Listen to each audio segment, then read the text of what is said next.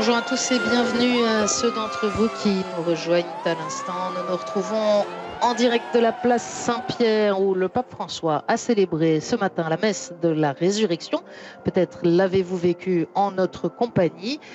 Et le pape François qui a ensuite parcouru, mais à grande vitesse, il faut le dire, les allées au milieu de la foule pour saluer les fidèles et les pèlerins présents nombreux sur place.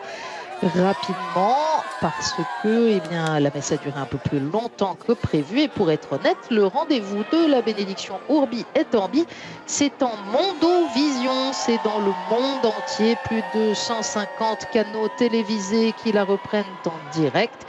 Et c'est prévu à midi pile, heure de Rome. Voilà donc le pape pressé de regagner l'intérieur de la basilique, puis de monter jusqu'à la loggia des bénédictions. Nous allons le voir apparaître dans quelques instants. Vous découvrez sur ces images la foule d'autant plus nombreuse que plusieurs qui n'étaient pas à la messe ce matin, selon une tradition romaine bien établie, se pressent vers le Vatican pour entendre la parole du pape au milieu du jour. Ce jour de Pâques où l'Église catholique célèbre la résurrection du Christ, notre Seigneur, mais aussi en ce jour, cette année, nos frères orthodoxes, même si depuis longtemps, hélas, nos calendriers sont séparés depuis précisément en fait la réforme grégorienne au XVIe siècle qui voulait atténuer les dérapages du calendrier julien qui nous a fait changer notre mode de calcul. Or, les églises d'Orient, pour beaucoup, sont restées au calendrier julien et à la méthode pour fixer la date de Pâques sur le calendrier lunaire validé au concile de Nicée en 325. Voilà donc des calendriers qui nous séparent. Mais aujourd'hui, c'est en communion totale que nous célébrons la résurrection du Christ. Et puis un mot encore de calendrier pour souligner qu'aujourd'hui, le pape émérite Benoît XVI célèbre son 90e anniversaire. Alors vous le voyez, la foule est importante, elle est immense, elle est impatiente aussi de voir apparaître d'un instant à l'autre le pape François à la loggia. Soulignons aussi que les forces de sécurité présentes sont particulièrement nombreuses. Les sacs des fidèles qui ont accédé à la place ont été fouillés avec des portiques de sécurité et de détection comme dans les aéroports, des mesures de sécurité très importantes donc, mais on ne peut pas dire pour autant que l'on sente une nervosité particulière sur place. Alors vous connaissez le déroulement de cette bénédiction Urbi et Orbi, ça va être l'occasion pour le pape qui a prêché d'abondance de cœur et en improvisant très rapidement quelques commentaires sur l'évangile et l'événement du jour au cours de la messe. Le pape cette fois va donner lecture du message qu'il a préparé pour le monde entier. Rappelons qu'Urbi et Orbi signifie à la ville et au monde, et donc le pape s'exprime là à la fois comme citoyen et évêque de l'Ourbs, de la ville de Rome, mais aussi, bien sûr, comme pasteur de l'Église universelle. C'est une tradition qui a fluctué d'ailleurs selon les époques. Elle a eu lieu parfois à toutes les solennités. Et depuis la deuxième moitié du XXe siècle, cette bénédiction Urbi et Orbi est en principe réservée aux jours des fêtes de Noël et de Pâques, ainsi qu'à l'élection d'un nouveau souverain pontife. Voilà, tous les regards fixés, comme du reste chaque dimanche pour la prière de l'Angélus ou du Regina Coeli, mais cette fois sur la fenêtre des appartements du palais apostolique, donc un peu à droite de la basilique et un peu plus haut. Cette fois, c'est l'immense rideau de la loggia qui a été installé depuis 2 jours déjà et vers lequel se tournent tous les regards en attendant cette arrivée du pape. Le pape qui, dans cette homélie improvisée, a commenté notre incompréhension, notre impuissance parfois devant le mal et la souffrance dans nos vies et dans le monde, invitant à dire adieu dans ces circonstances. Nous ne savons pas ce qui va advenir, nous ne savons pas bien comment cela va finir, mais nous savons que le Christ est ressuscité et nous misons là-dessus.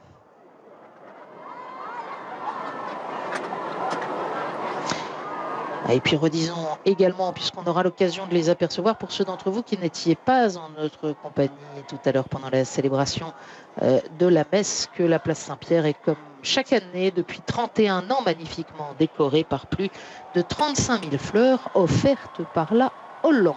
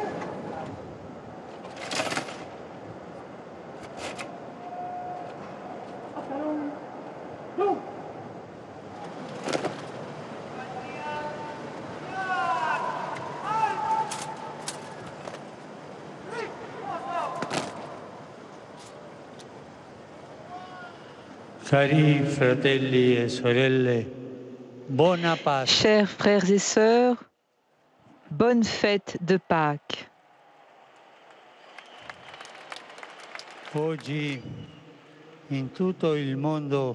Aujourd'hui, dans le monde entier, l'Église renouvelle l'annonce pleine d'étonnement des premiers disciples. Jésus est ressuscité. Il est vraiment ressuscité comme il l'avait dit. L'antique fête de Pâques, mémorial de la libération du peuple hébreu de l'esclavage, atteint ici son accomplissement. Par sa résurrection, Jésus-Christ nous a libérés de l'esclavage, du péché, de la mort, et nous a ouvert le passage vers la vie éternelle. Nous tous, quand nous nous laissons dominer par le péché, nous perdons la bonne route et nous allons errant comme des brebis égarées. Mais Dieu même, notre pasteur, est venu nous chercher. Et pour nous sauver, il s'est abaissé jusqu'à l'humiliation de la croix. Et aujourd'hui, nous pouvons proclamer: il est ressuscité le bon pasteur qui, pour son troupeau, est allé à la rencontre de la mort. Alléluia.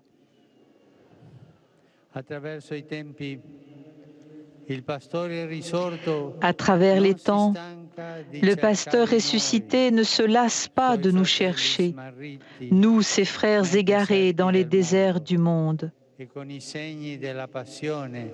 Et par les signes de la passion, les blessures de son amour miséricordieux, il nous attire sur son chemin, le chemin de la vie.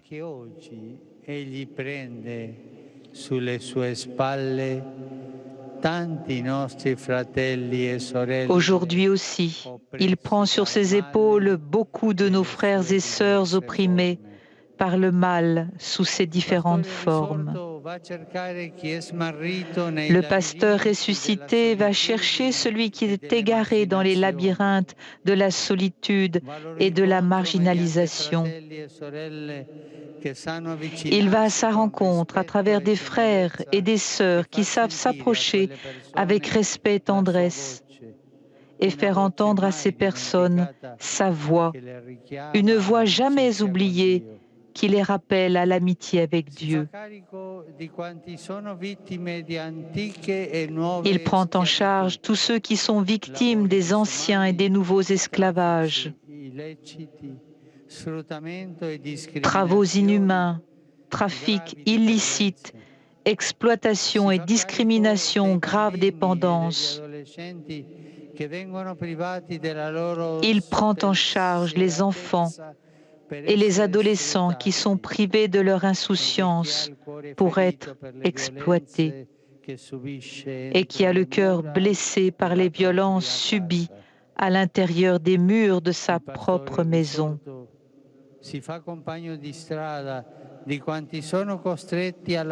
Le pasteur ressuscité se fait compagnon de route de tous ceux qui sont contraints de laisser leur terre à cause des conflits armés, d'attaques terroristes, de famines, de régimes oppressifs.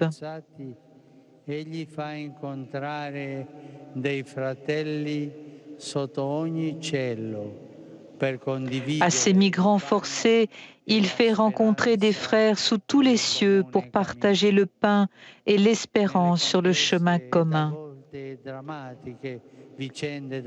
Dans les histoires complexes et parfois dramatiques des peuples, que le Seigneur ressuscité guide les pas de qui cherchent la justice et la paix, et qu'il donne aux responsables des nations le courage d'éviter l'expansion des conflits et d'arrêter le trafic des armes.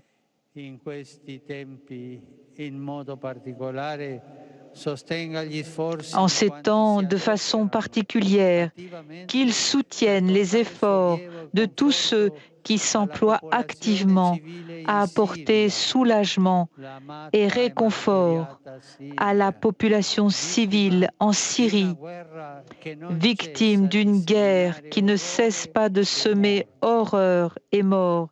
Et hier, la dernière ignoble attaque sur les réfugiés en fuite qui a provoqué de nombreux morts et blessés.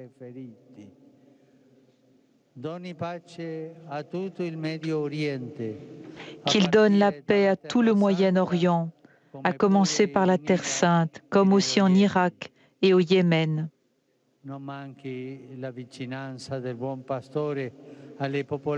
Que la proximité du bon pasteur ne manque pas aux populations du Sud-Soudan, du Soudan, de la Somalie et de la République démocratique du Congo, qui souffrent de conflits qui se perpétuent, aggravés par la très sérieuse famine qui frappe certaines régions de l'Afrique.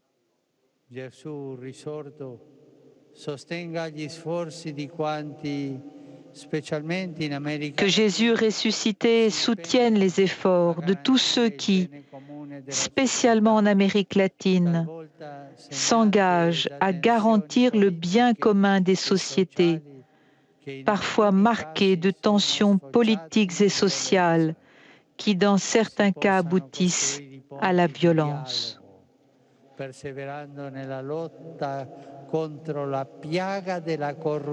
Qu'on puisse construire des ponts de dialogue en persévérant dans la lutte contre la plaie de la corruption et dans la recherche de solutions valables et pacifiques aux controverses, pour le progrès et la consolidation des institutions démocratiques dans le plein respect de l'État de droit.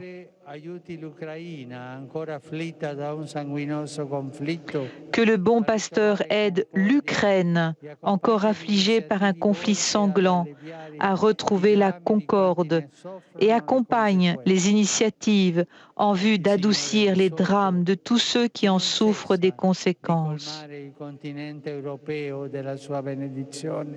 Que le Seigneur ressuscité, qui ne cesse pas de combler le continent européen de sa bénédiction, donne espérance à tous ceux qui traversent des moments de crise et de difficultés, spécialement en raison du grave manque de travail, surtout pour les jeunes.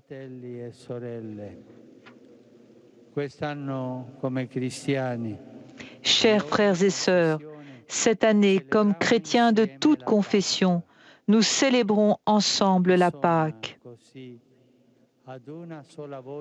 Ainsi, d'une seule voix, dans chaque partie de la terre résonne l'annonce la plus belle. Le Seigneur est vraiment ressuscité, comme il l'avait dit. Il a vaincu les ténèbres du péché et de la mort. Qu'il donne la paix à notre temps. Bonne fête de Pâques.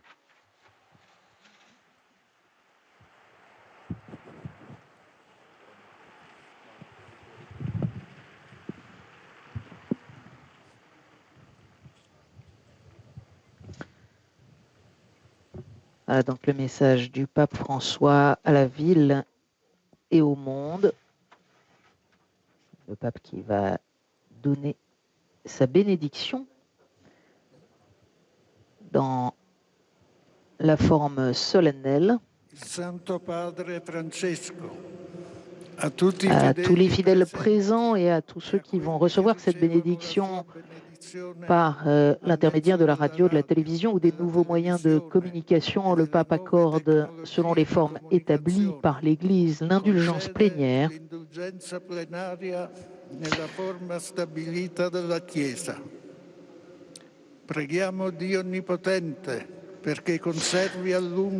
et l'on invite à prier pour que le Seigneur continue de guider le pape François à la tête de l'Église et lui accorde longue vie.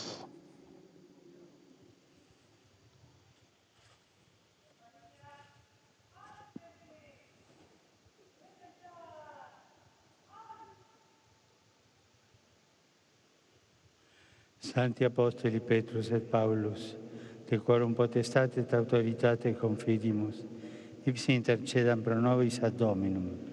Amen. Precibus et meritis Beate Maria Semper Virginis, Beati Michaelis Arcangeli, Beatis Ioanni Baptiste, et Sanctorum Apostolorum Petri et Pauli, et Omnium Sanctorum, miseriatur vestri omnipotens Deus, et dimissis omnibus peccatis vecis, perducat vos, Iesus Christus, ad vitam aeternam. Amen. Indulgentiam, absolutionem et remissionem omnium peccatorum vestrorum, spatium vere et fructuose penitentiae, cor sempre penitens, et emendationem vitae, gratiam et consolationem Sancti Spiritus, et finalem perseverantiam in bonis operibus, tribuat vobis omnipotens et misericors Dominus. Amen. Et benedictio Dei omnipotentis, Patris, et Filii, et Spiritus Sancti, descendat super vos et maneat semper. Amen.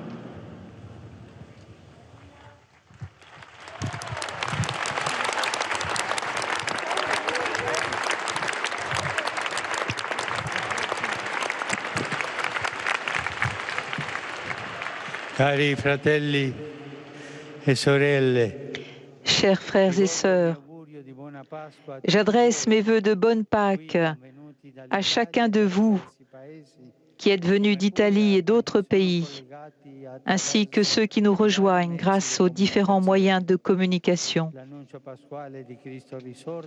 Que l'annonce pascale du Christ ressuscité puisse raviver les espérances de vos familles et de vos communautés, en particulier celles des nouvelles générations de l'Église et de l'humanité. Un merci tout spécial à tous ceux qui ont donné et composé les décorations florales, qui cette année encore proviennent des Pays-Bas.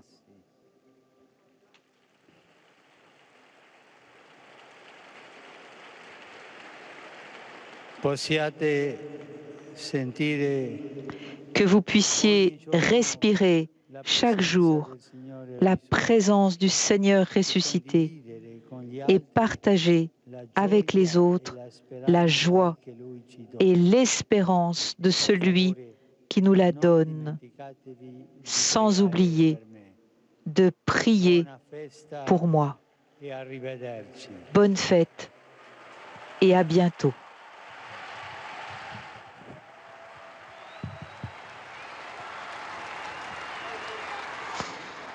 Un message de Pâques du pape François, à la fois relativement court et très dense, qui n'a pas manqué d'évoquer les anciens et les nouveaux esclavages, les trafics inhumains, trafics illicites, exploitation, discrimination, dépendance, soulignant en particulier la souffrance des enfants ou des adolescents exploités, de ceux qui subissent des violences, de tous ceux qui sont contraints de laisser leur terre à cause des conflits armés, d'attaques terroristes, de famine ou de régimes oppressifs. Et puis,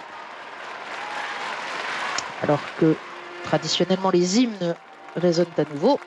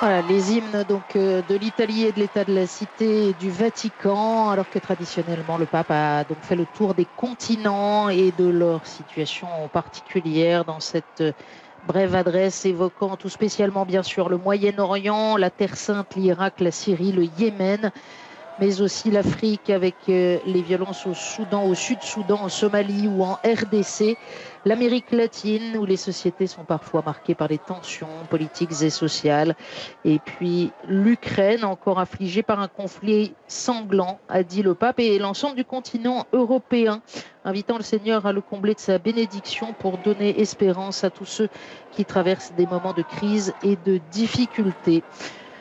Voilà, donc merci à tous ceux qui nous ont permis de vivre cette retransmission en direct, en particulier à Sœur Catherine Aubin pour les traductions, et puis à Édouard et l'ensemble de l'équipe de diffusion à Paris chez KTO. Merci à nos confrères du Centre télévisé du Vatican et de Radio Vatican. Merci à vous de votre fidélité.